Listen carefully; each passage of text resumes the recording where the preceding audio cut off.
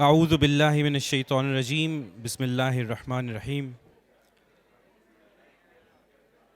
قل هو الله أحد الله الصمد لم يلد ولم يولد ولم يكن له كفوا أحد. Say, O Prophet, He is Allah, one and indivisible. Allah, the sustainer, needed by all. He has never had offspring, nor was he born, and there is none comparable to him. Assalamu alaikum, ladies and gentlemen, and welcome to day 2 of the Global Community Conference 2023. I am not Maryam Musa. We had quite the day yesterday, didn't we? The first order of the day given to me is to recap it. And so much happened yesterday that I have to take help from these notes to sort of summarize yesterday. And thank you Shazina and Sarah Farooq for compiling these notes for me, very helpful. We started with the Khair Magdam activity and the welcome note by the founders who expressed gratitude to individuals, teams, and everyone for the compelling work we do at TCF. Some secrets were revealed around the average age of founders and board members, along with the resolve to bring it further below 59, inshallah, and for more women to be represented. Asad Saab then summarized progress and updates since the last GCC, highlighting TCF's responsiveness towards finding opportunities and adversity, particularly during COVID and the flood response, and appreciating the teams involved. He spoke about enrollment, building secondary schools, gender balance, and the recent values and behaviors uplift and rollout, among other things. He shared that zakat has increased from 10% to 37%, and that donors have increased from 2,000 to 25,000 plus. This, coupled with Mushtaq Saab's desire earlier in the morning to fill the National Stadium with TCF employees, meant that quite a few HODs kept twisting and turning all night, dreaming of finally being able to hire exactly the number of people they need to do the job. For Project Taluk, Amna Khalid shared an array of insights from a massive effort to understand the connection between TCF students and their families with TCF by socio-economic profiling. She demonstrated how the centralized database now available is such a gold mine. Shazia Kamal then led the presentations for efforts, programs, and interventions towards quality learning and scale and raising agents of change. Through Oneza, the dinosaur, Azma, Ambreen, Arwa, and Ali, we were taken on an insightful ride into the language ladder for learning through MTB MLE or the mother tongue-based multilingual education. You get an award if you say it right the first time. Reimagining the early years through space and experience redesign, remediation of learning losses through Agaz and Uran, understanding what makes a good school through measures such as the WSI and the power of a good principal, incorporating technology in TCF classrooms and learning experiences through AV rooms, EdTech spaces, and Project Raftar, a bridge to success beyond schools through alumni pathways in the college story of resilience, values, love, and shukr, and tackling some big knowledge and research questions such as access to education changing social norms and life outcomes, alongside retrospective studies leveraging power of women in academia and our learning journey as an organization. Then we had the opportunity to treat our physical and biological existence through a delicious lunch intervention and through spring rolls, rice, and some other stuff. Post-lunch, Asad Saab started with how it was good that he had the session post-lunch. I don't know if we had to include that in the notes, folks. All right. He shared Strategy 2030 and why and how of it, and the goal of 2 million agents of change. He spoke of experimenting, learning, and adapting, particularly through the TCF in a box experience. The underlying theme was intent, and that if it were aligned, we would continue growing. Rahila then kickstarted her story of partnership schools by sharing how post-lunch sessions can be tricky to conduct. She shared the deep challenges on her and her team's journey, how they coped, and the achievements that they have racked up along this difficult journey, mashallah. She spoke about the FCDO project, a huge achievement for TCF, and the foundation-assisted schools. Amna Khalid then made her second appearance and shared the wonderful journeys of Agahi, vocational training, and Abe Rahmat programs. And while I felt a lot of admiration sitting back there, I also did simultaneously feel hungry and cold when looking at those team pictures that she shared. It was an interesting concoction of feelings that I was going through. Wajia Bari arrived next and mentioned how her session was also post-lunch, and that meant it was a challenge. Then made her presence felt through a deep dive into Sujag, literacy and life skills. We understood the design elements, the challenges, and heard some delightful stories from the ground. Everyone is still waiting to watch the remaining 74,995 plus pictures. Isra Shahab, aka Nazia, then did not mention that this was a post-lunch session. Right. But I think I just heard her say it anyway. We understood from a mentee's POV their journey through the District Teacher Training Program and read over one of her poems as well. We then had a mini pop-up Q&A session because Zia ended up pushing us too much to finish our presentations on time, and he got what he wanted. A few questions were answered, but as Zia mentioned, more of that today, inshallah, during the session. We ended the day with Tales from the Trenches, moderated by Riyasab, who was almost prescient with his use of suggestion, how he championed investigative journalism, and the strategic use of the clicker. I mean, I've never seen it, being used so naturally. The clicker was very happy. I really don't know how to recap the session, though. And I think we still remember the stories, and it's hard for me to put them into words. And the standing ovation at the end said everything. So I'd just like to thank the participants of that session for really connecting us with TCF and why we're all here. It is also reported that a lot of conversations happened during lunch and dinner. A number of them cannot be directly reported. On behalf of us, thank you for making day one so memorable. Now, at this point, I'd like to draw your attention to badges on your tables. Now, if you look closely, you'll find two colors of badges. There's green and white.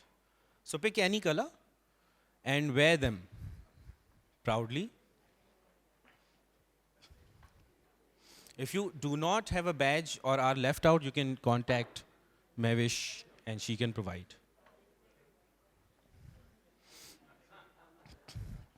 Now, Anton Chekhov is one of the best playwrights ever.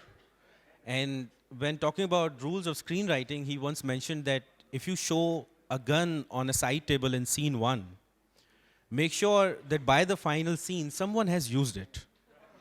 Right? And so we've given you the badges, but we'll tell you how to use them a little later. Right? Now, this particular part was 50% of my talk time today. And I'm happy to have gone through it already. To set the tone for the rest of the day and kickstart the morning, I'll just invite EVP Development and Partnerships, Zia Akhtar Abbas.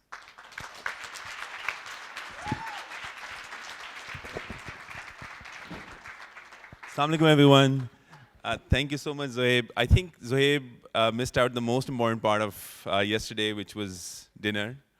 I really, we named this conference, we were thinking of the theme, and we named this conference Our People, Our Community, because when we were reflecting on what is the purpose of getting people to experience jet lag and fly across the world, really it is to celebrate this amazing feat. I think as much as the schools, the learning that happens in every one of those schools, the fact that we've been here for 27 years, one of the biggest treasures we have accumulated is this room and the people beyond this room who lend their support and love to TCF every day. So last night was like that for me. I got to meet with people who I normally interact within a rectangle on Zoom.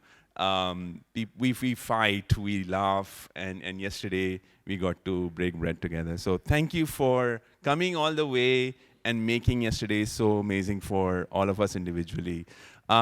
My story this morning is going to be only a few slides, but I think it's an important story to tell. And I'll let some other team members of ours, our global team, in fact, to tell the rest of the story. Today is going to be a lot more about dialogue. Arif Saab, don't worry, fewer slides and happier slides. Kyunki hum, we're fundraising folks, so this will be a more casual and celebratory day, inshallah. And you'll get to ask questions of the executive team later on, and also at the end, inshallah, hear from our biggest treasure, our students. I want to take you back to November 15th, 2016. By all accounts, it was a very usual day. The sun came up from the east. No, nothing different happened. If you were to pick up the newspapers, you would have learned that the Pakistani government is it's on the brink of solving the energy crisis. Just next year, everything's going to be fine. You would also have learned that, no, they were not going to make any tough decisions to do that, but it will still happen. It was a normal day. Pakistanis were being enterprising in finding new avenues for various industries. One of the industries was goods transportation. And if you can blame us for being a lot of things, but you can't blame us for being not innovative. So if you would have picked up the paper that day, it would have just been an ordinary day. On the ground floor of the head office of TCF, there's a large-ish conference room. And I was sitting there at 3 p.m. with very mixed feelings. I don't usually get nervous when I meet the founders or senior management. We, alhamdulillah, spend a lot of time together, but the Resource Mobilization Committee of the Board of Directors of the Citizen Foundation can be daunting at times, because you are telling everyone how we're doing on the money, and we have the founders there, we have Niloufar Aunty, we have the who's who of the TCF board and beyond. Usually I'm one of the few people who's answering the questions, and this day I had more questions than answers. When you're supposed to be responsible for finding the money for TCF, one of your biggest fears is, what if we don't? And in my entire career, I've never had a slide like this, which kind of was giving the bad news that, it's time to worry. And I've had few slides with so much red on it.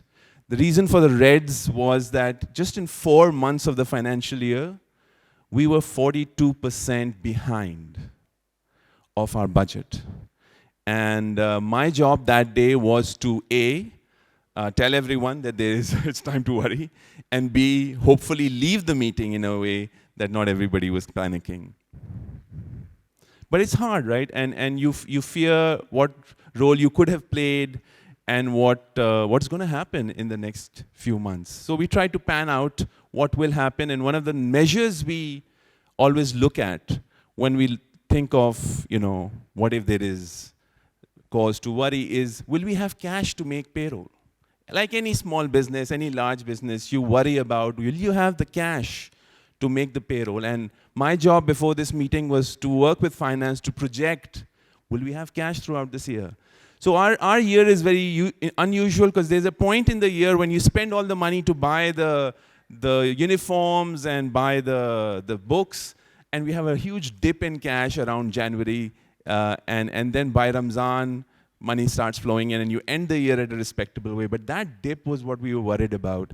And there was cause to worry, because we have a little pot of money, thanks to Ishaq Saab and some of the other seniors, on our balance sheet, which we call the Sustainability Fund. And that's your rainy day sort of pot of money. And we felt that if we didn't have that pot of money this year, we would actually run out of money and not be able to make payroll. And only thanks to that emergency fund will we have almost 1 month's cover by the middle of the financial year.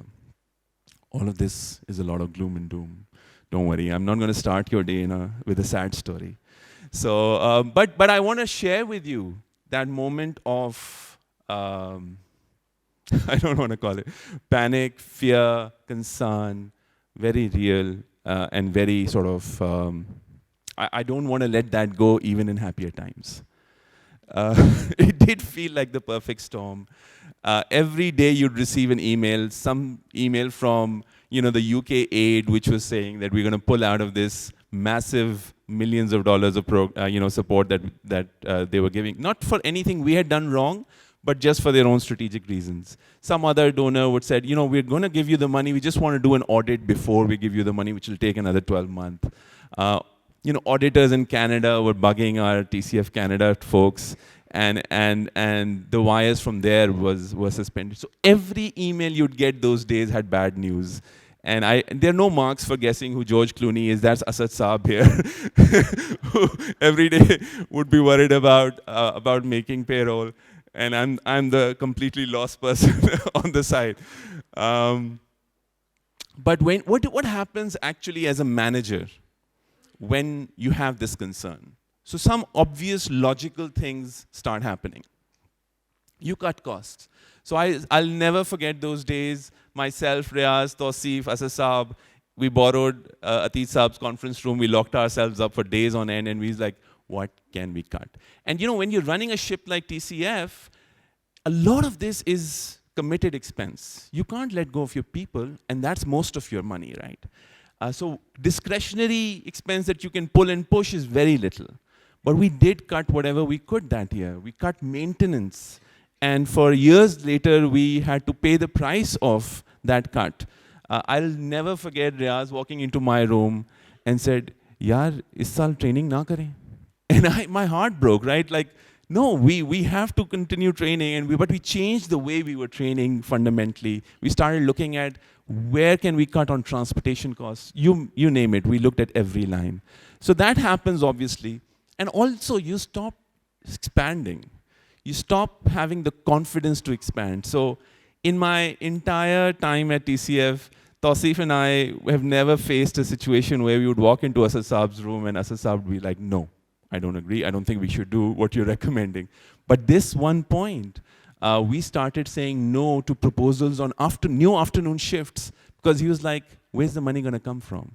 And it was no longer good enough to say, don't worry, we'll find the money, as we normally do, right? So you don't have the confidence to expand. And then one day, somebody walks in and says, let's make a strategy 2030.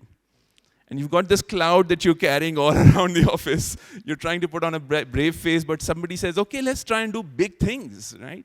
And all of this community is saying, TCF can conquer the stars, so why don't we, solve Pakistan's education problem?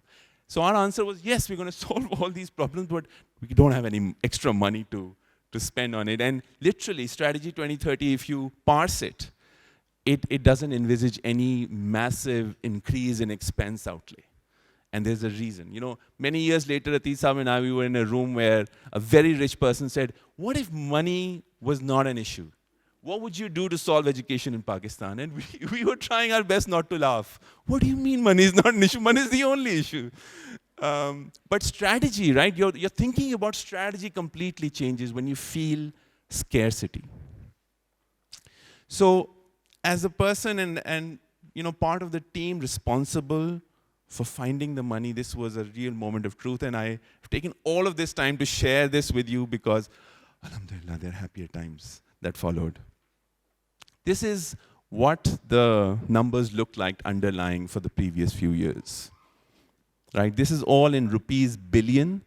And if you see, there were some great years of 24% growth, and then there was this whole period where we were not even beating rupee inflation. We had a growth of 7%. And then something happened. Right? And yesterday, Asad Saab had a slide, and I want to apologize to everyone because this is all really, early in the year. We are barely 10 days into the year, so we have to compile a lot of numbers across countries. He presented a number for 2022, which has just ended a few days ago, but since yesterday and today, the numbers have changed. Any guesses for what the 2022 total fundraising number is for TCF globally? I want you to shout out a number. 10, 11. Okay, come on. Alhamdulillah.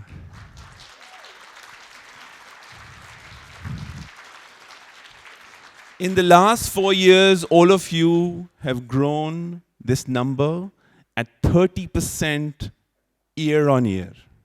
Alhamdulillah. And I would not have dared to share with you the pain and panic of November 2016 had this not been the story that followed. Right? How do you start a Sunday like that, right?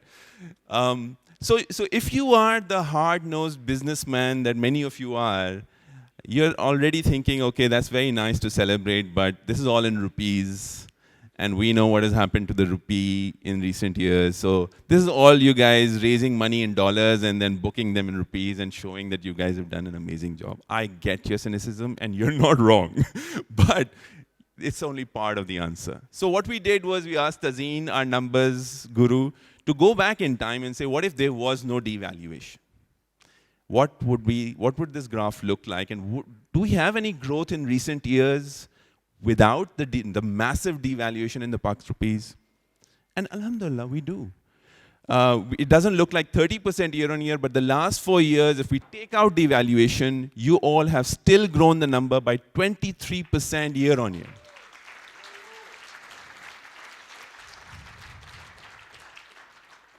And now the fun part, right? Who's done what? And I've disappeared all the numbers. But I want to share with you these growth numbers, right? The first column is how each country has grown in the last 10 years. And the second column is how each country has grown in the last 4 years. So alhamdulillah, everybody has grown consistently over the 10-year period. But look at the last 4 years of growth across this table. I want people who worry about, look, our numbers are small, our numbers are big, our numbers aren't growing. By the way, all the other countries who are not in there are part of Pakistan. So this is my little trick. Gretchen is there like, yes. But I want you to notice that every single country, the growth rate in the last 4 years is higher than the growth rate in the last 10 years. So we're not just growing, we're getting better at what we do. Alhamdulillah. And the response from our community and the response from our volunteers and from our donors is recognizing all of what you heard yesterday in terms of the impact on the ground. You know, the product we have to sell is world class. Alhamdulillah. So I want to all share this. And then, you know, remember that number that we were worrying about? The number that, you know, Ishaq Saab always, you know, asks as well. How much money do we have? Can we sustain ourselves? How many months of cover? So this is cash cover in months for the last 10 years at the end of every year. So alhamdulillah, we're no longer in the territory of 1 month or 2 months. When we used to sit together as a management team, we used to say, 6 months. We have to get to 6 months somehow. And we got there, and alhamdulillah, now we have the peace. We never let go of the concern. And that's why I'm starting this day with that story.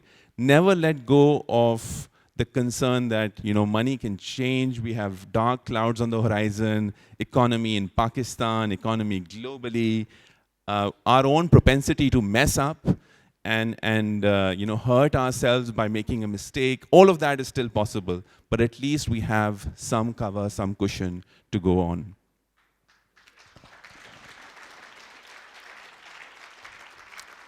So this is all great. How did this happen, right? What were the big bets that we took along the way? And which bets came through? I don't want to sound like this was all part of some grand plan, and this was human developed or human created. You know, in the worst times in this journey, when I would need personal support and affirmation, I was told by my founders that you would only worry about this if you thought you were causing the numbers to happen. And once you believe that you are not the cause or your team is not the cause of these numbers, you will relax and you will just do your best. And that's what kept us going all these years. I want to say that we did a bunch of things and a lot of things worked out in our favor. One of the things that we did well and worked out in our favor was that we responded to our people and we responded to our community. When they were in trouble, our management brain was telling us, hang on, your job is education. We would go out and talk to experts in the biggest companies in Pakistan. What are you doing? And we was like, we're sitting this one out, we are going to be on the sidelines. But we felt that we cannot leave our students, our teachers, our parents, our community when they were suffering real pain, even beyond. How do you talk of education when they have no food on the table, right? How do you sit this one out? So the fact that our alumni were there, our teachers were there, the management, you heard Wajiha yesterday, it is not a story. These guys worked around the clock, and all of you, I remember those calls we had. You know, in fact, we came together much more during those times of crisis. We talked more. We communicated back and forth more. I'll never forget the WhatsApp messages and calls I got from Sanya and from others saying, we have to do something. Our volunteers are asking us to do something. And when the people on the field responded, we did it the way TCF does best. We did it in a very rigorous, data-informed, well-managed way. We did it with dignity for the people who were getting the support. We never once tried to make it like a beneficiary and getting somebody's sort of help or khairat. We always wanted to make sure that the most vulnerable were helped, and they were helped with dignity in a way that did not affect, you know, their long-term relationship with TCF in a bad way. So I think the way our community came together to respond to these crises was a big factor in how we changed the numbers trend. But I want to share with you, there were some other bets as well, and I'll ask some of my team members to come and tell those stories. The first story I want to share with you, and I have not given Ateet Saab any notice on this, but the first story I want to share with you is about major donors. Major donors have always been the mainstay of TCF's fundraising effort. And a few years ago, they became not just an opportunity for us to go after, but a problem for us to solve as well. In Asad Saab's annual appraisal and goals statement, it was written that we have to do better with major donors. And I want to ask Ateet Saab some of what was going through the founder's mind and in his mind when they prioritized, sorry Ateet Saab for putting you on the spot, when they prioritized major donors like that for the management. Gosh, is this working? Okay. My background has been such that I've been selling to the industry as such, a B2B background. And I felt that we were not engaging with or touching serious donors the way we touch customers. And this is, we look at it from, as Ahsan says, always a paradigm of management. So I felt that we must have a separate cell, which, for want of a better term, perhaps looks after the better guests at a hotel. What's it called? The executive floor or the executive suite. So I kept saying to them, we must have a room where people walk in every day, and they got a board up there with the names of their donors, and they glance at them every day and say, what is happening in which donors, is family or business or whatever, have we touched them enough? Has there been a special request from them? So get the right mindset, to get the right culture imbibed in the team, so that they're very focused. That's all their job, is to remain focused on a certain group of donors who've been extremely helpful and extremely gracious. But it's our job to make sure that what we do for them, we do it well. That's about it. And I felt that there was a shortage in the organization in this particular area. So both Ahsan, Mushtaq, the great support, continue to agree. And then that gave, the right focus. That was about it, really. So, and it kept, needling me that we're not doing this, we must do this. That's about it. Thanks, Zia. Thank you, Ateet Saab. When something bothers Ateet Saab, he's usually very patient with it. But in this case, he made it a point, and we put together some of our best folks. I want them to tell the story. So I'm inviting Mishal Khan. Mishal Khan leads our global partnerships unit, which used to be called grants, but we have a better term for it now. And Mishal has been, a massive part of this unit for a very long time. And she's been putting part of her time into TCF, but now we were lucky enough to convince her to come on full time and lead this team. And with her is Aniqa. Aniqa Khan leads our donor engagement unit, which is the new unit we created after the founders' conversation with us on this. And she's been, working at this, at Major Donor Engagement for $100 million plus charity in Canada for multiple years. She brings with her all of that experience, and I'd like both of them to come and tell the story of what we did on the top of the pyramid.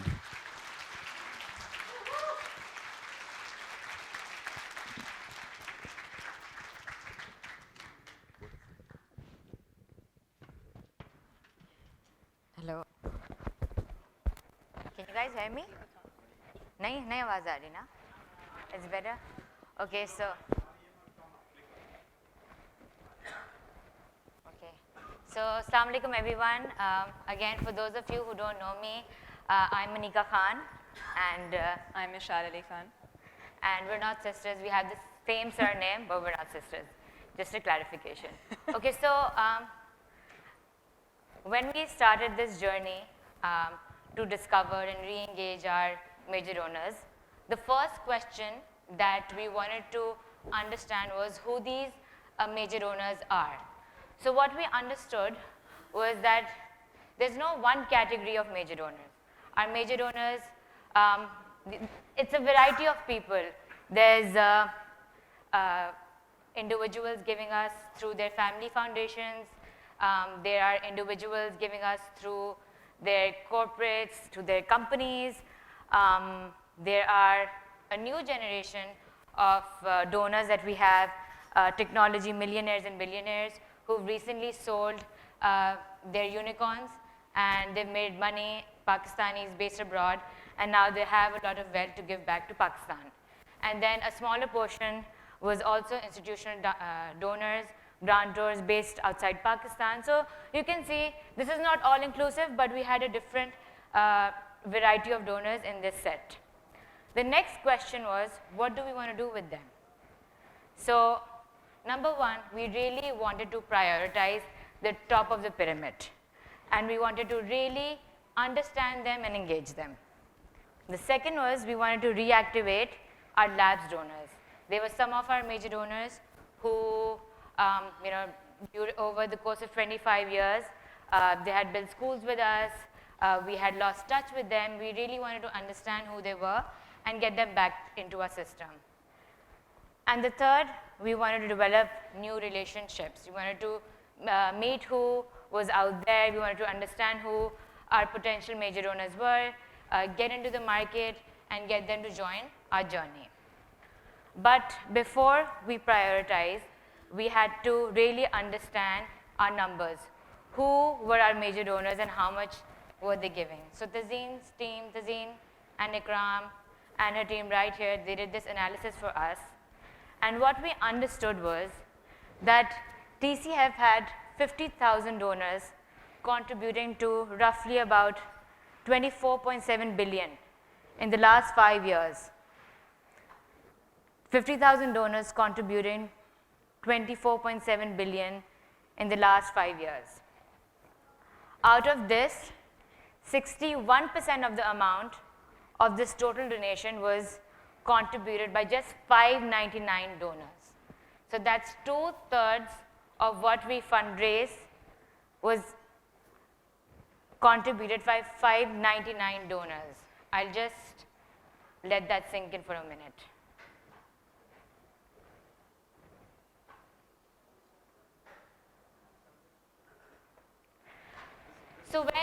So when we want to re-engage our major donors and we want to give them the best of the experience, this number 599 is too big of a number to start with.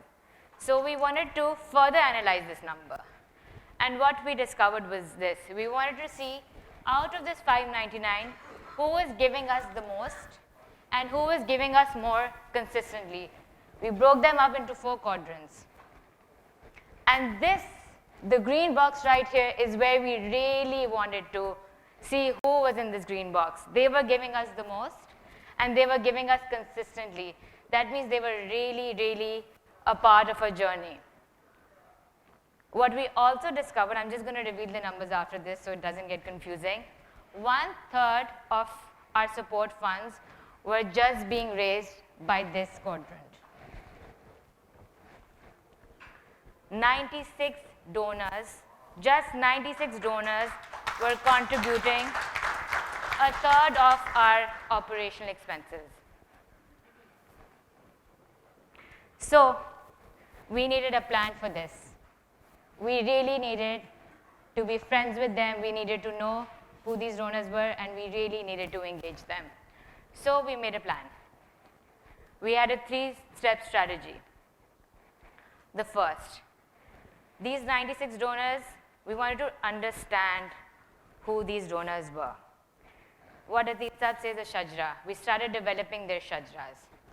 This shajra might just seem one word, but it's a lot of work. We find out who the donor is, what their relationship with TCF is, what's their philanthropy outside TCF, what part of, where do they live, who their relationship manager is. I mean, I can talk about like 100 things that we want to know about a donor.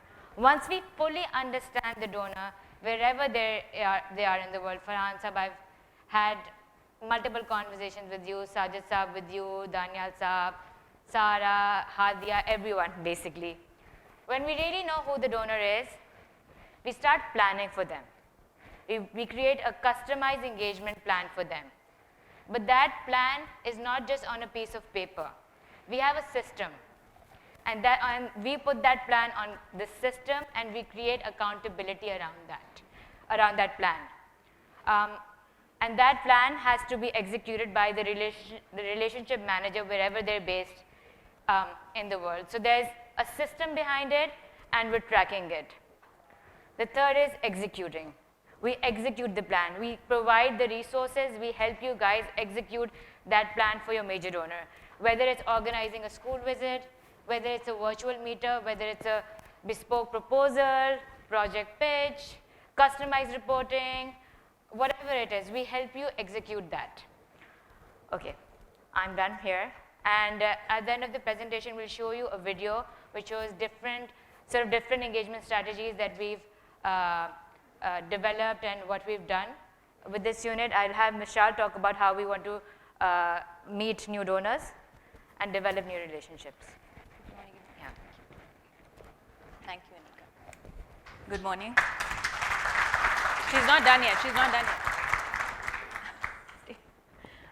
Since it's a Sunday morning, I'm going to try and keep it short and sweet.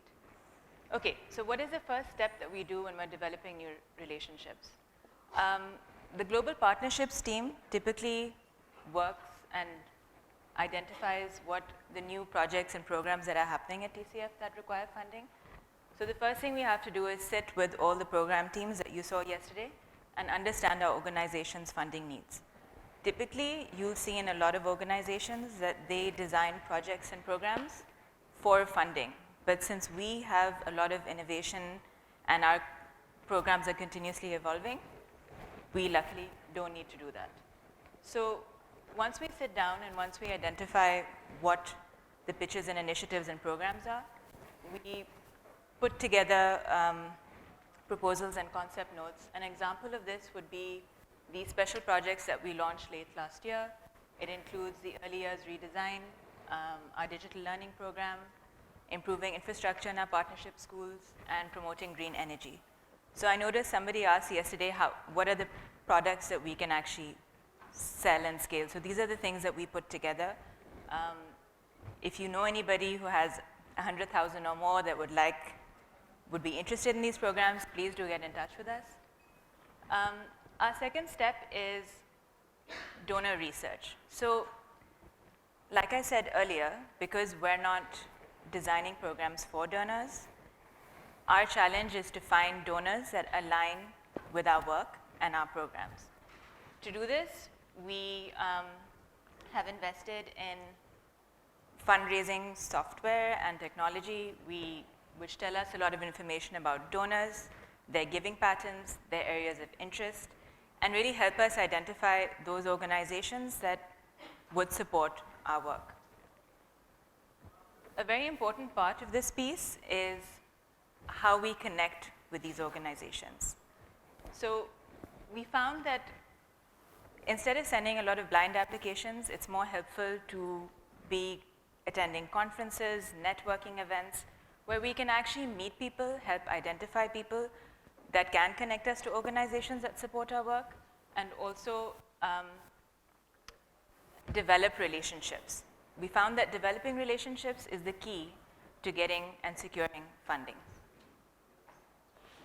So here, again, you'll see Zia Saab at the Global Schools Forum. You'll see Nadia talking at an event.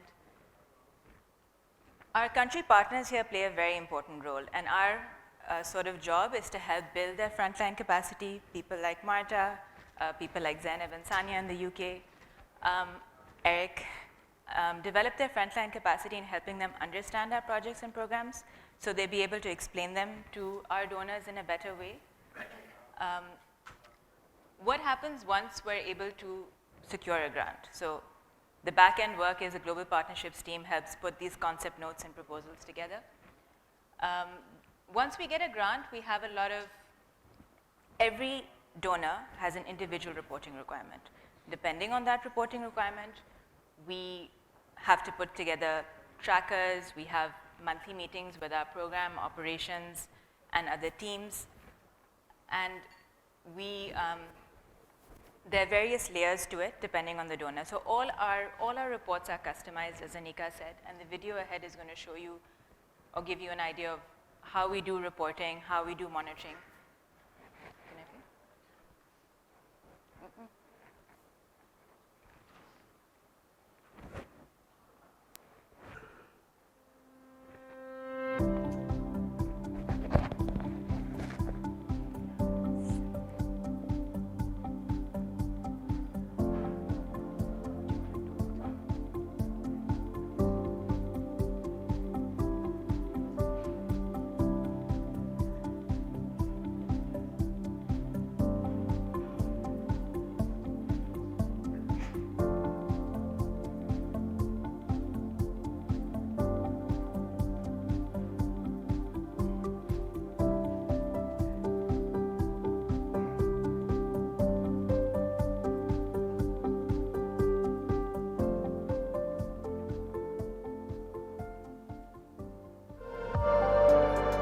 मैं जो आज आया हूँ, मेरी family ने ये 7 campus बनाए हैं, लेकिन देख के जो ना दिल जो ना पागल हो गया कि ऐसा काम हुआ है, ऐसे टीचर्स हैं, ऐसे स्टाफ हैं और ऐसा जो है ना स्कूल को मेंटेन किया है और स्टूडेंट्स का जो स्टैंडर्ड है मैं सोच ही नहीं सकता था। इतनी मुझे खुशी हुई है कि मैं क्या बताऊँ।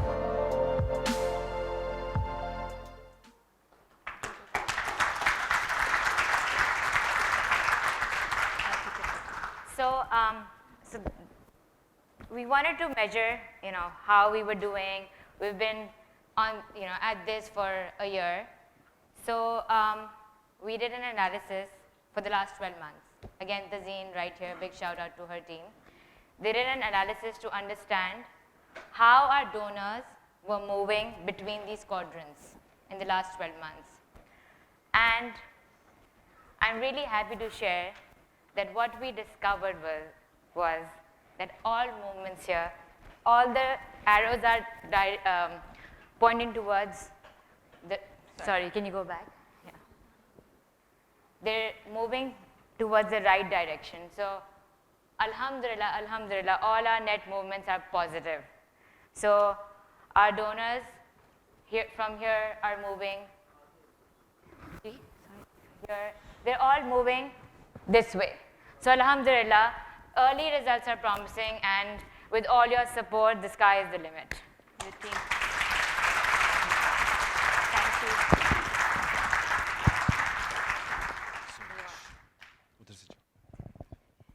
Thank you so much. I want to dwell upon this last slide a little bit. I was like a little excited child when I saw this. And I sent it to Tazeen and Aniqa saying, I can't imagine a more beautiful picture, because every arrow here tells you that more people are entering the major donors portfolio. And within the major donors portfolio, the net movements are always towards more activity, more consistency, and more amount of giving. So this detail-oriented business where you sit down on a relationship and plan what you're going to do, when are you going to do it, when are you going to send this person a little WhatsApp with a school child belonging to the school that they built 20 years ago. That little tiny, tiny drop of activity results in massive impact for the organization. Thank you so much for the work you do, Aniqa and Mishal, and all the people supporting them. So this was the foundations, kind of major donors are the foundations that the founders built our fundraising framework on, right? One donor, one school. The world is evolving. When I came on in TCF, I remember, being told that Ehsan Saab is saying, there's something happening on social media, so we should have someone looking at it. And literally, it started as a thought like that, and in 2015, we had one person doing this part-time, kind of just playing around on social media. I'll never forget going to the technology head, who was a very senior executive advisor volunteer who was helping us in our technology. And I said, sir, I want to accept donations on my website. It doesn't always work the way it's supposed to. And he says, that's all very fine, but who's going to donate to you on the website?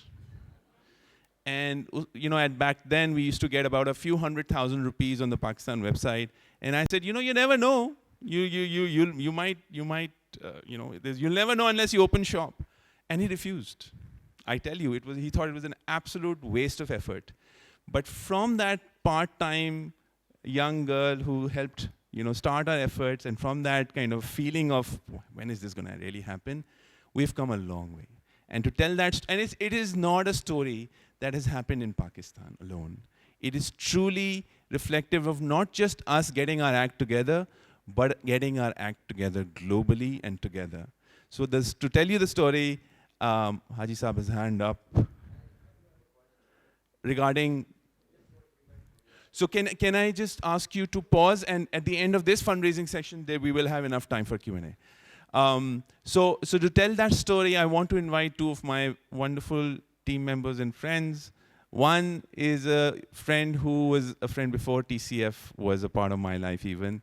We used to meet as part of a group of folks every Wednesday, served by a friend who had who owned a restaurant, so we were coming partly for food and partly for the conversation. And we used to talk about, what are we going to do as young people? What do we want to do in Pakistan? And when I came to TCF, I realized there was another group which had met every week and started TCF as well. But Salman Hassan is a friend. He's a rebel many years before he became TCF USA CEO. And he's a big part of what we have managed to do on digital. I'm also going to ask Nasurullah Tahir, who leads our global development effort, and part of his scope of activities is leading the global digital fundraising team.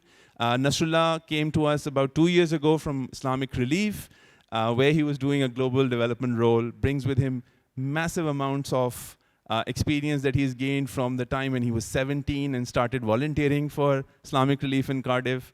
So these two amazing individuals will tell you what we've managed to do in digital.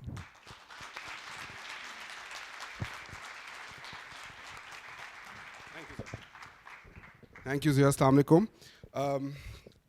I just wanted to, Nasurullah start a presentation, but I just wanted to mention, I have a unique honor of having two of my board chairs here. Mr. Khalid Awan is here, who was the chair of my board in my previous life, Islamic Khalid Saab and Islamic Sadia.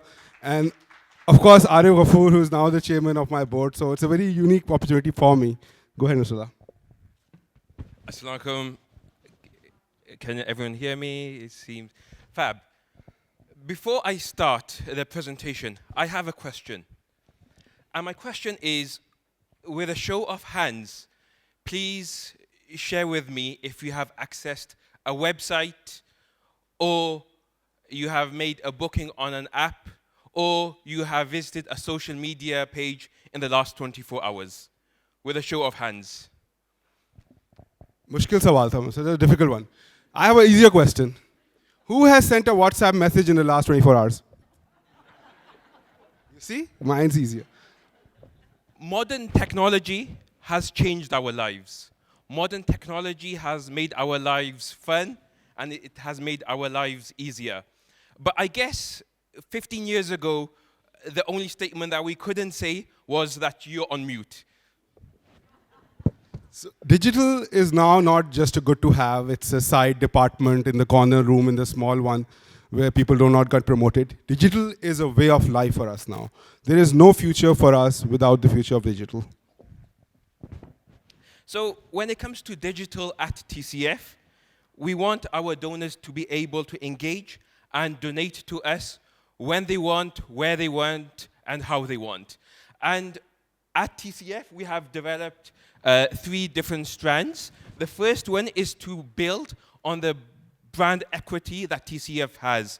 We have an excellent brand that we want to share with our potential donors, with stakeholders around the world. So we have an engine that really pushes the message, and hopefully you will see some of the numbers for that very shortly.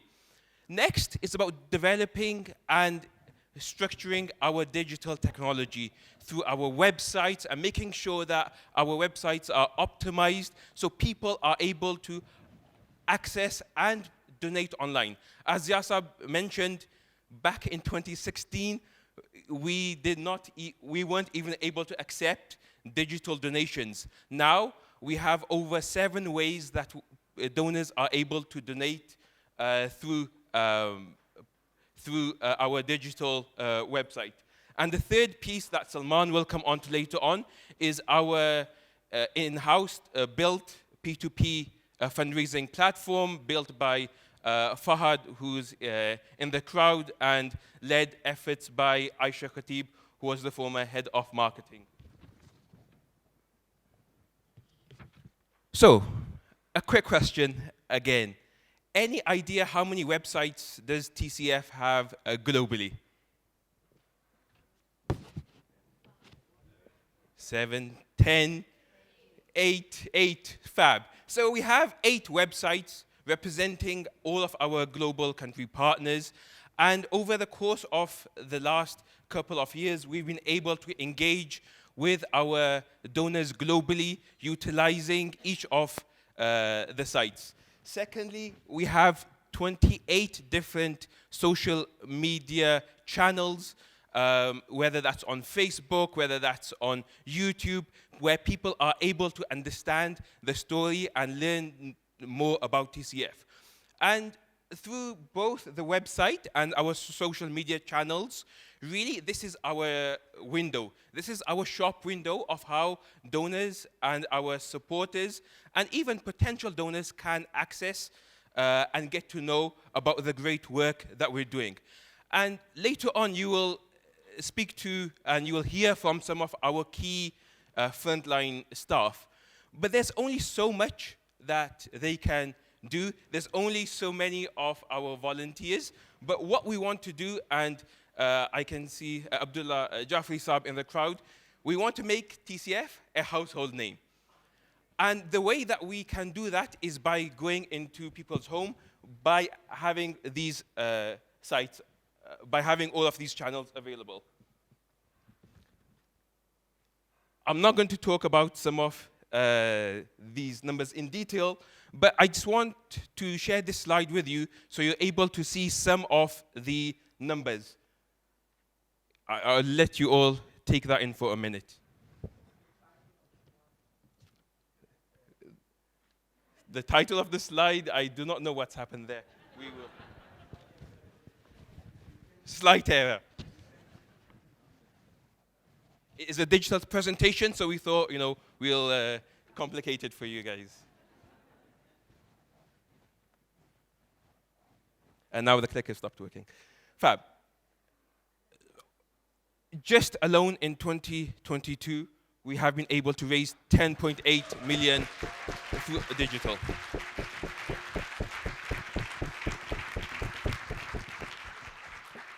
And this really has been truly a global effort, where from 2016, we weren't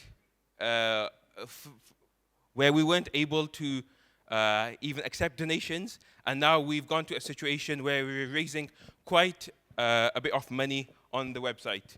And you can see since 2019 some of the growth rates that are coming online, and that was exacerbated by COVID-19, where everything came online and we had to change our ways of working. And really want to appreciate all the country partners, the team in Pakistan, who really overnight switched and made sure that our donors were able to give during a very difficult period. And of course, as an organization, I guess it was another moment that no one knew what was going to happen. Globally, we do not know how the COVID impact would have on organizations and on TCF especially. But alhamdulillah, you can see this year we have been able to raise 10.8 million last year. And the last slide that I want to share, and I'll hand over to Salman. The digital income for TCF is only growing. And we're nearly at 20%. And year on year, we're having sufficient and good growth. And as we lead and we go into 2023, as we go towards the next 7-8 years, our digital journey is expanding. It will change. And for that, Salman, if I can hand over to you. Thank you, Nasurullah. Yeah, you can do the clicker. I'll outsource the clicker to you. So you can keep with the clicker, okay? So these are, so what's next? Of course, as we understand, the potential is huge. This says 1, 2, 3, 4, but in true digital fashion, you have to move very fast. So there's work going on all 4 of these, and I'll talk about them. Let's move on.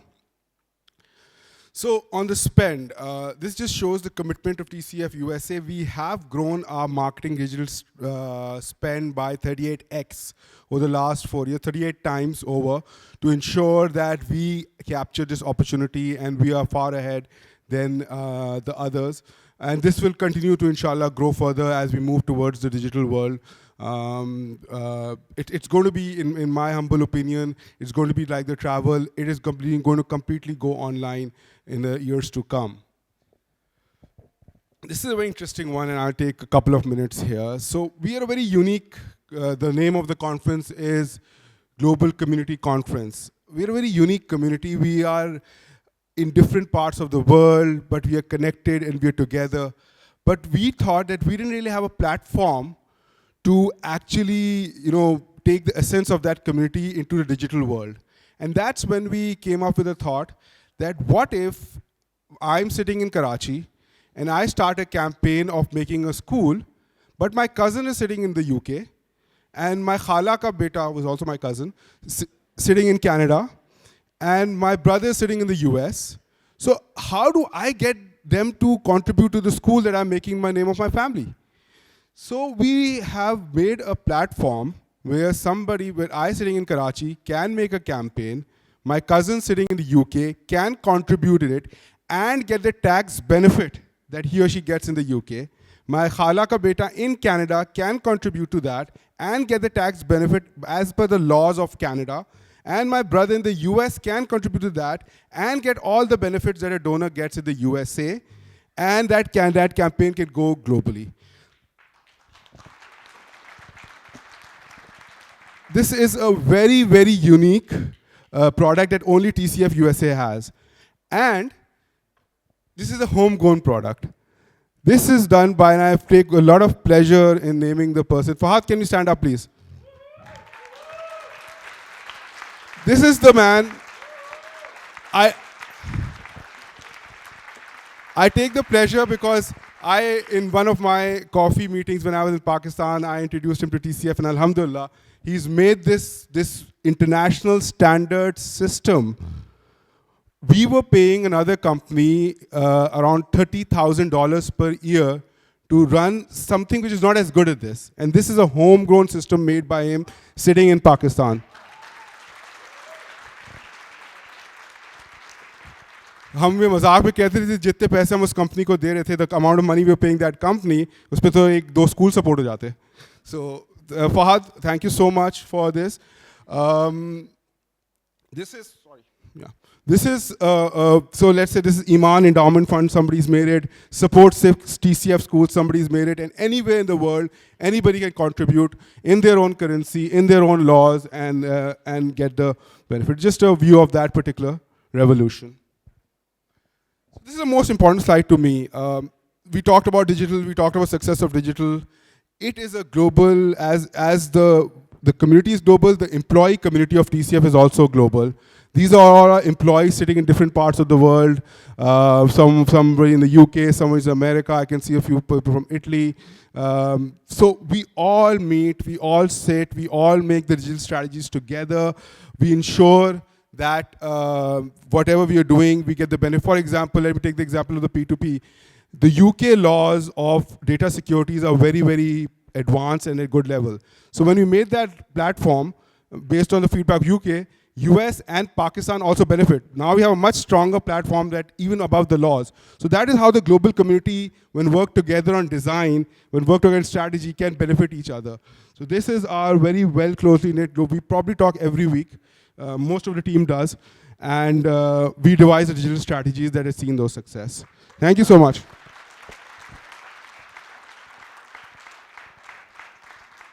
So TCF way, there's an example when somebody does something well, we say do more.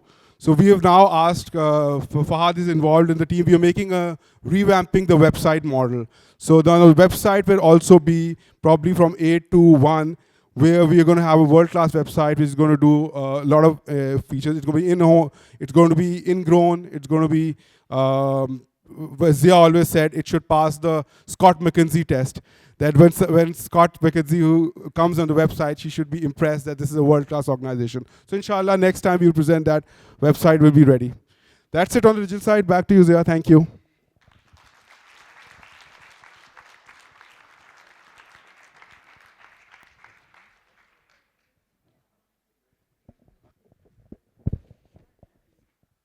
Thank you so much, Salman and Nasurullah. Literally, I want to just say that this P2P platform, one tiny detail, you know, when we were thinking about making it, we started talking about how we're going to fund it, because it's going to take some money.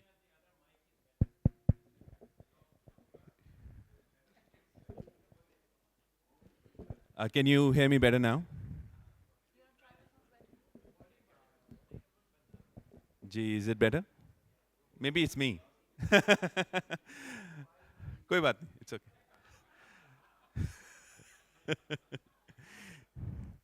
So we actually tried to figure out how we're going to get the money to fund this thing. And we actually got this entire thing made from funds which were granted to us by an institutional donor in the UK.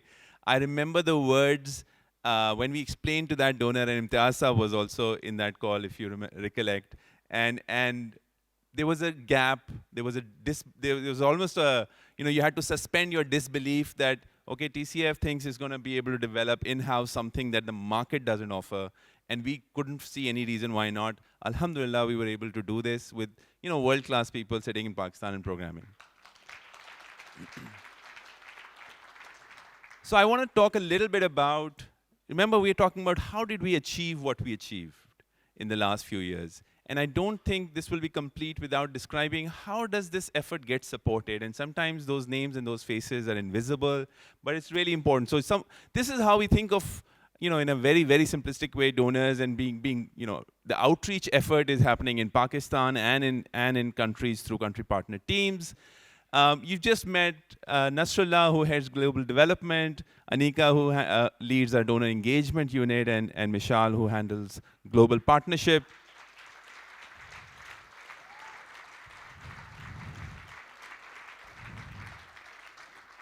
And I want to say, you know, sometimes the amount of ambiguity and the amount of ask that I load this team with, you know, sometimes I ask them to work together, just 2 units, you work together to solve this problem, and they're often wondering which part of this am I going to solve and which part is the other going to solve.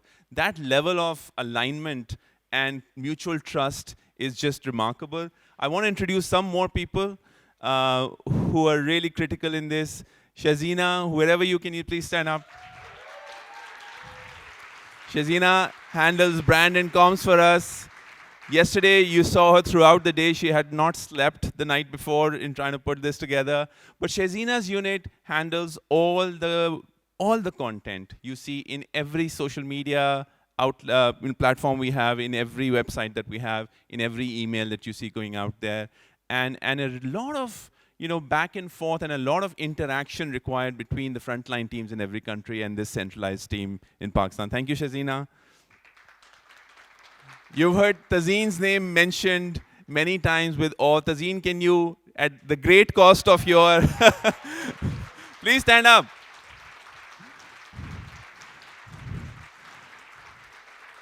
Tazeen's been part of my team for the last almost 8 years. She came to us with a degree from IBA and from LUMS, from having done brand management at Unilever and finance at Standard Chartered. And she runs a unit which many people struggle to understand. What does product do? Well, my often simple answer is what everyone else doesn't do and doesn't know where it fits, Tazeen's unit does. So she sets the rate of school support every year. She figures out how much it should cost that to build a school and what are we going to ask donors. She's the one who gives us all our numbers, and she's the one who works with us, her team, on figuring out what donor journeys should look like and what processes can be optimized. She is very popular because she's helping everyone always quietly. And I want to also introduce a young new member of the team, Arsalan.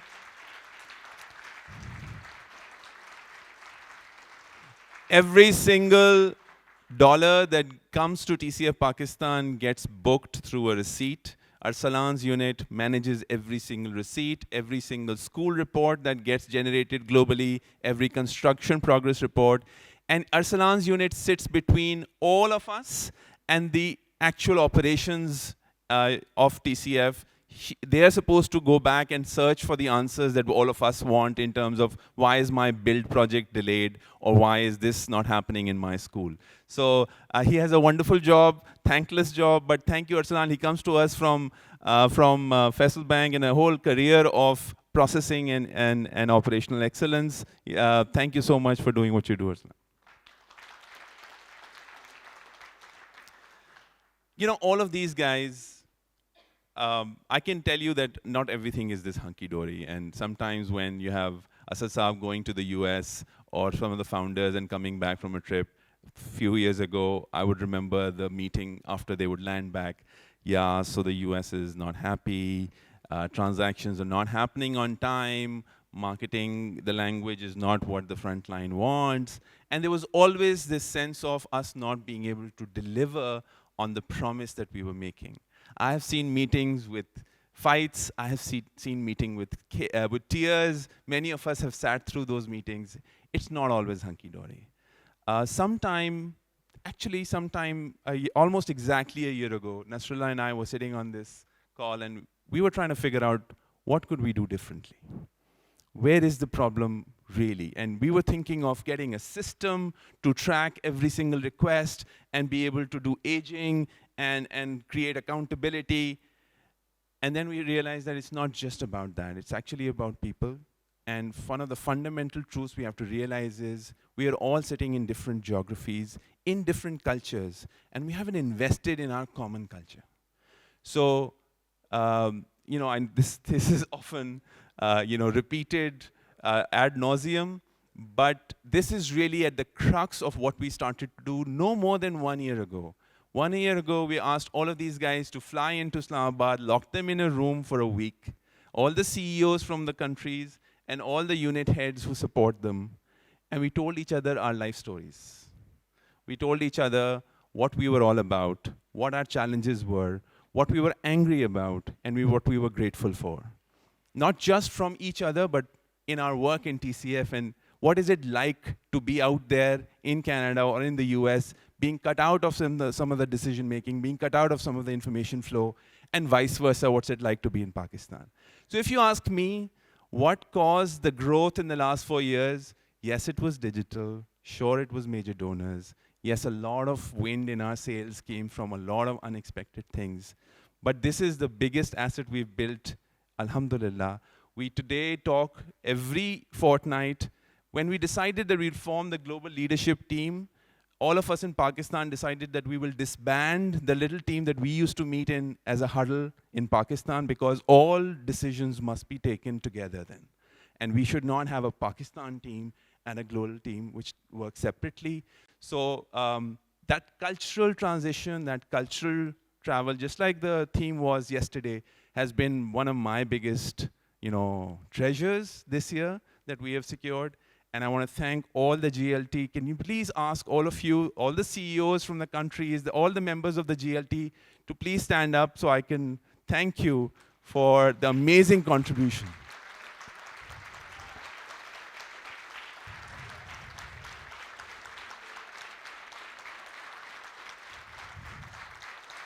Thank you so much. I think we have enough time, so I want to go to Haji Saab for the Q&A that was promised. And I promised Arif Saab yesterday, okay, we're not just going to do slides, we're going to do Q&A with every session today as well. So Haji Saab, I will get a mic to you.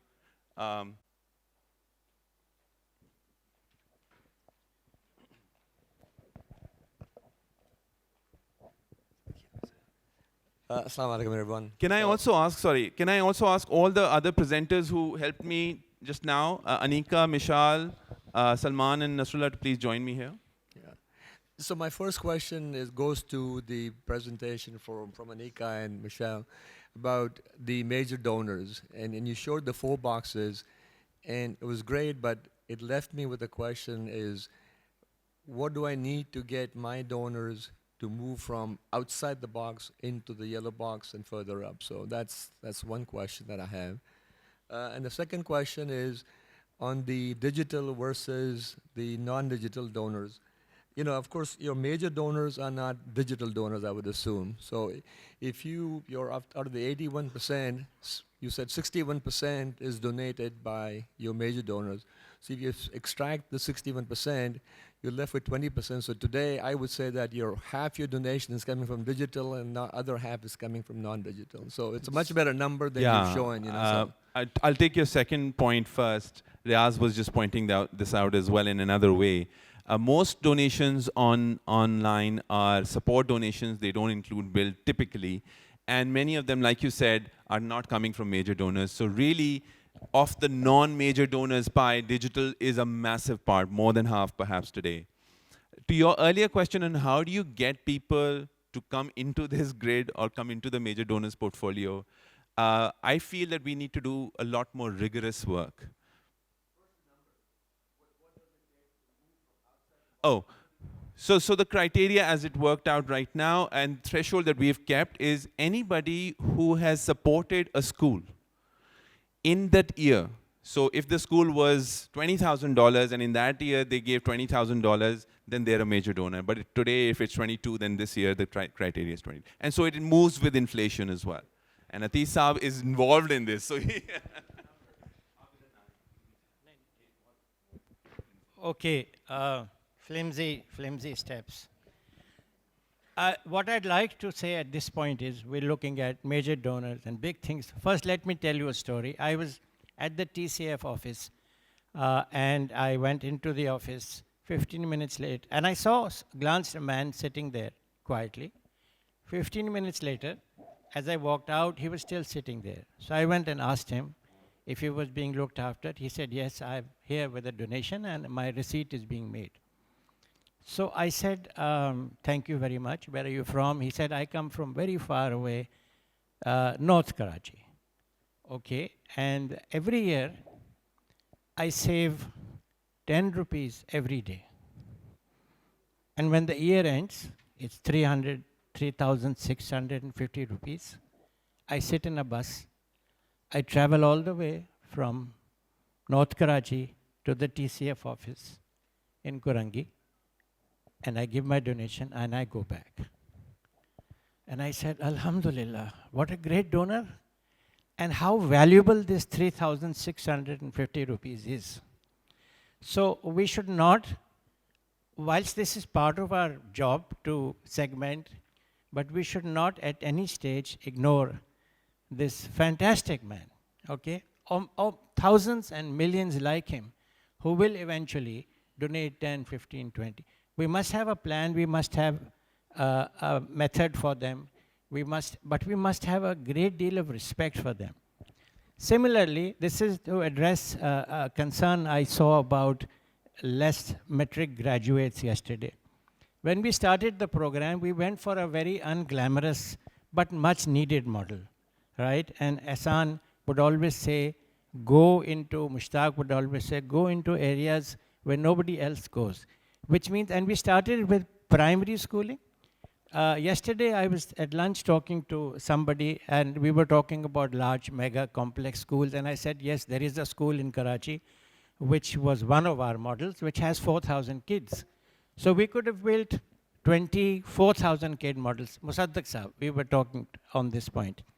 And it would have been much easier to manage. But the need of the hour was small primary schools where kids could walk to school, right? Which would attract them, especially girls, to get into school. So that meant a very unglamorous little school in some faraway neighborhood. But that is really what education is all about. And if we can create people like this man who traveled that distance once a year, saves 10 rupees a day, then we should feel happy, whether he's a matriculate, whether he read up to class 5 or not. This is creating society and civilization in its true sense. So we should never, ever lose sight of them or lose track of them or respect for them or want to create more such individuals, because that is what makes society. The creme de la creme is the leadership. Their job is to look after all these people. So I think we've, alhamdulillah, come a long way, but we must never lose track of that. So this may have been a question for those who may have said, why only X thousand graduates and so on. But look at these 280,000 kids coming to school every day, going through now early year development, camaraderie, softness, good skills. That is, inshallah, what we should always continue to do and not lose track of. Thank you so much.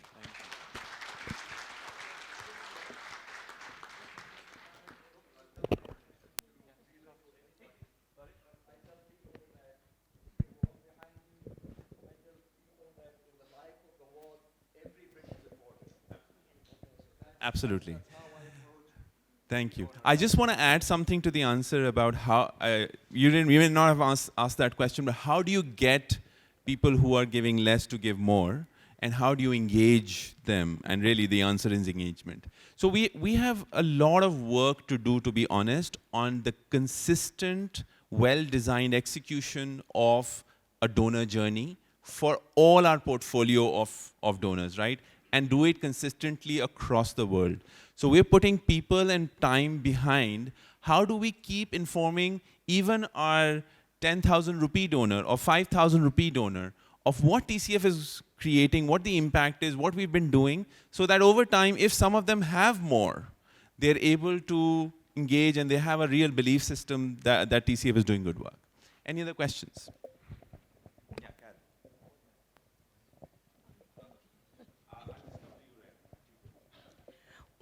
When we're talking about technology, there's, you're going online payments. I was asking about Zelle type of payments, like on phones, where we can make, there's a sadaqah I want to give immediately, and you just go. In my other organizations, we've been doing a lot of that. And I've spoken to Salman and Abdullah Bhai and Arif Bhai about it. I just want to know, can we develop one ourselves so we don't have to pay Zelle or apps like those? So since Zelle is a US-based system, and it's a platform, and it's in everybody's phone, it's the most convenient way of transferring money right now to each other in the US market.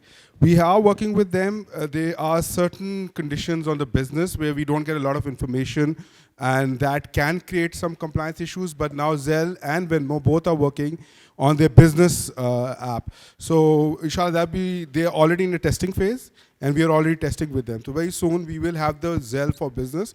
So for us to be sure that we have all the IRS requirements and everything in place before, because transferring money between me and Zia is easier, but when somebody gives to a non-profit, there are a lot of other compliance and regulatory things that we need to make sure that we are 100%. So once we get that certifications, we will include Zelle as a payment instrument as well.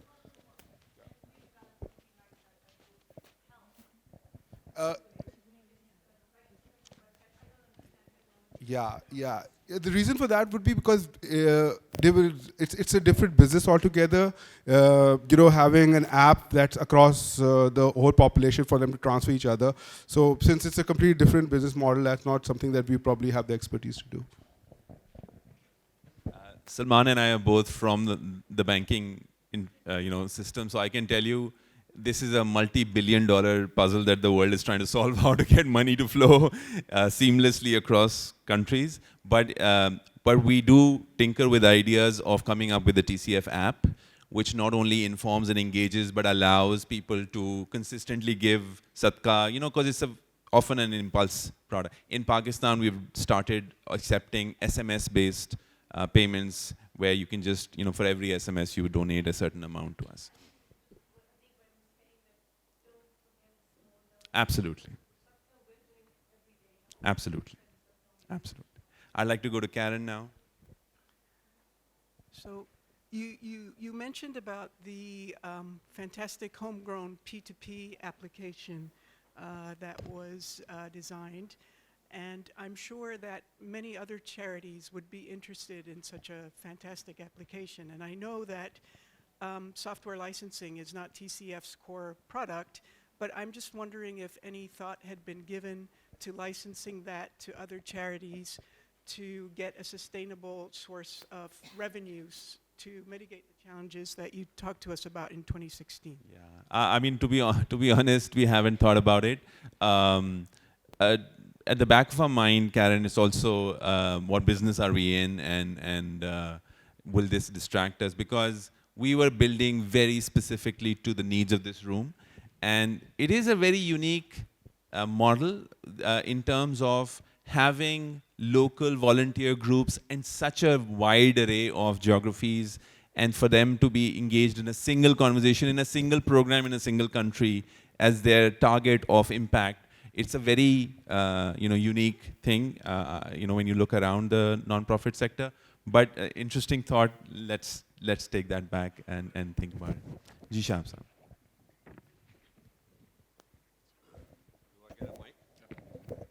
Okay, I think one point that, I'm going away from digital. I think one point I've been observing that we talk a lot about what TCF has achieved, what TCF has delivered, and in a better word is a TCF story, and how do we compile that and communicate it to different segments of the community, whether they're educationers, whether they're donors, So my vision is that, maybe TCF is a Google where people say, let's TCF this, because they have experience, they have the volume, they have the knowledge of how to run a large program over a large territory. It's not like, it's unique in the world. I look at Bangladesh, I look at India, I look at Africa, I don't find any parallel what TCF has achieved. So there's a lot to share, and I don't know whether there's a concerted effort to put things together.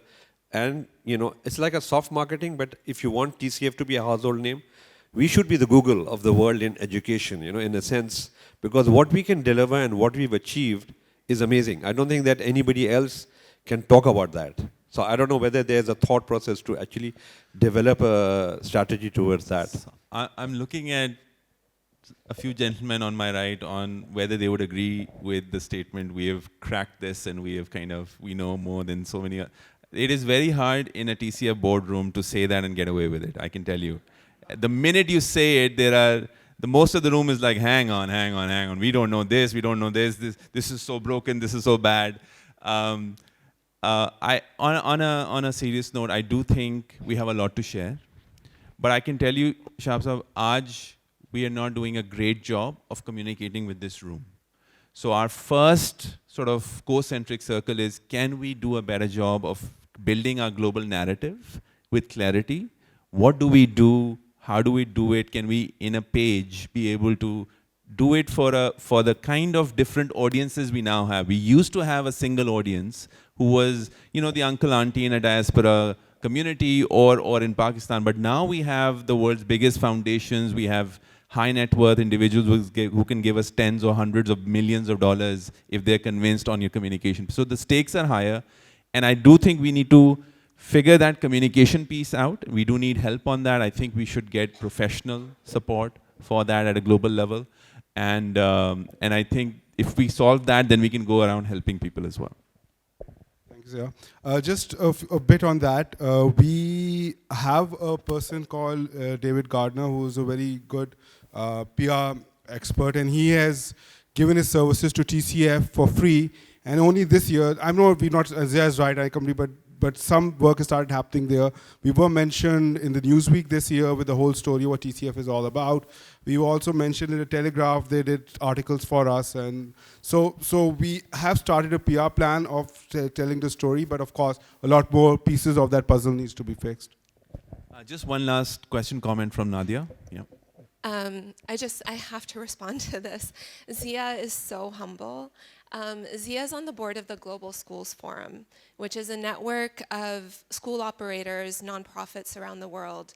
I was at the recent conference with Zia in South Africa, and that body has invited TCF several times to present how we do things in very technical areas. And in that conference, Zia would speak up in every session and make a comment, to the extent that by the end of it, he was given the Wisdom Award. For the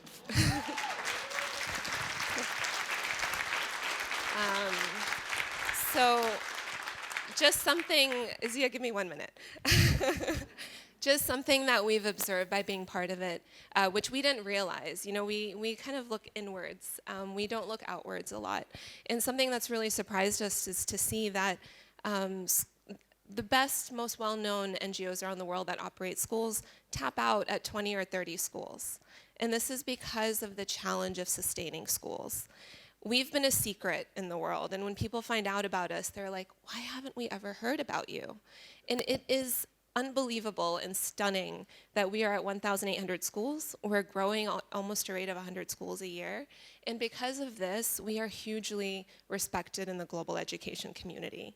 And one by one, we're gaining these fans who are like many of you, but who are experts in the education world, at the Center for Global Development, at Brookings, at all of these places. And it's because of the time that we've spent with them, especially, I think, because of the work that Zia's done at the Global Schools Forum. I know he would never say it and doesn't want to hear it, but it's very, very true. Thank you, Nadia. And